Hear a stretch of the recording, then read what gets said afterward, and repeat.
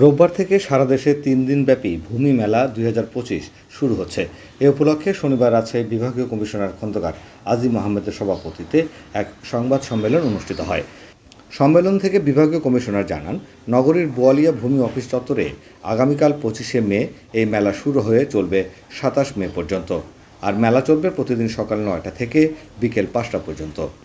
এই মেলায় ভূমি মালিকরা তাৎক্ষণিকভাবে পাবেন নামজারি, অনলাইন ডিসিআর ও খতিয়ান প্রদান, ভূমি কর পরিশোধ সহ বিভিন্ন সেবা থাকবে। অডিও ভিডিও প্রদর্শনী, লিফলেট বিতরণ, গণশুনানি ও কুইজ প্রতিযোগিতা।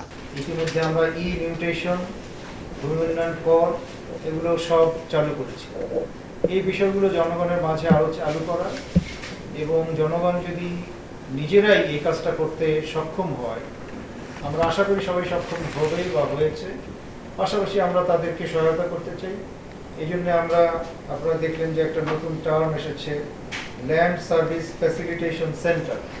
এরকম একটা সেন্টারও আমরা প্রত্যেক ভূমি অফিসের পাশে করব। সেখানে সামান্য ফিসের মাধ্যমে জনগণ এই ভূমি সেবা পেতে পারবে। মানে হলো স্বচ্ছতা এবং দ্রুততার সাথে আমরা ভূমি সেবা জনগণকে দিতে চাই। এটা হলো আমাদের তারা ভূমি উন্নয়ন কর পরিশোধ করতে পারবে এই মেলাতে। এই মেলাতে আমরা তাদেরকে এই সার্ভিসটা দিতে চাই। এবং এখানে ভূমি আড্ডা নামে একটা শব্দ নতুন যুক্ত হয়েছে। এখানে স্কুল কলেজের ছেলে মেয়ে বা ভূমি মালিকগণ বা সমাজের সকল স্তরের জনগণ বসে এই ভূমি বিষয়ে আলাপ আলোচনা করে, বা আমরা একটা সেমিনারও করব ভূমি সেবা যাতে সহজ করা যায়। এই পুরো বিষয়টা আমরা এই মেলাতে, এবং মেলাতেই শুধু না, সারা বছর ব্যাপী আমরা এই কাজগুলো করব।